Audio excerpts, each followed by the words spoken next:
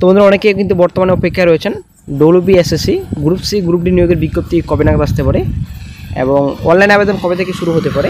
অনেকে কিন্তু বর্তমানে এখন অপেক্ষায় রয়েছেন। তো বর্তমানে একটা গুরুত্বপূর্ণ আপডেট উঠে আসছে। তো আজকে আমরা এই ভিডিওতে বিস্তারিত সম্পর্কে আলোচনা করব। সঙ্গে থাকুন, ভিডিও শেষ করে দেবো। চ্যানেল নতুন অবশ্যই চ্যানেলটিকে সাবস্ক্রাইব করে দেবেন।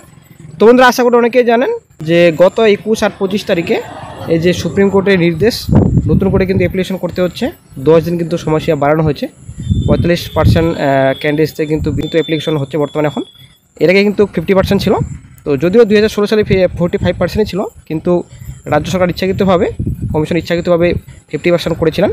তো বর্তমানে কিন্তু সুপ্রিম কোর্টের নির্দেশে 45% ক্যান্ডিডেটরা কিন্তু আবেদন করতে পারবেন। 10 দিন কিন্তু সময়সীমা বাড়ানো হয়েছে।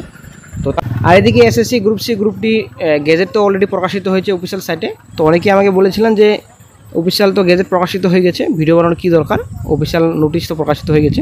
তো বন্ধুরা আগে থেকে আপনাদের বলে আসছি যে রাজ্য সরকার আমাদের, বিশেষ করে এই রাজ্য সরকার, তো গেজেট প্রকাশিত করলে কী হবে, অফিসিয়াল নোটিফিকেশান প্রকাশিত করতে হয়তো মাসের পর মাস চলে যেতে পারে।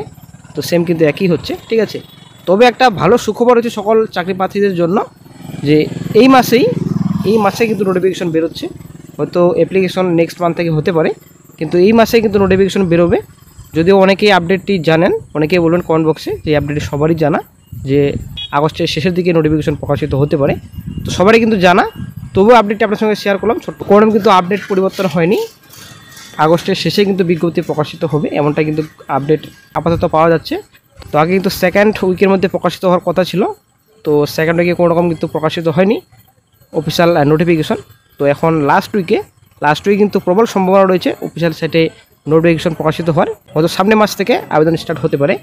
তো যাই হোক বন্ধুরা, আপনারা প্রিপারেশন নিতে থাকুন, প্রিপারেশন একদম আপনারা আটকাবেন না, কারণ বেশি দিন আর সময় নেই।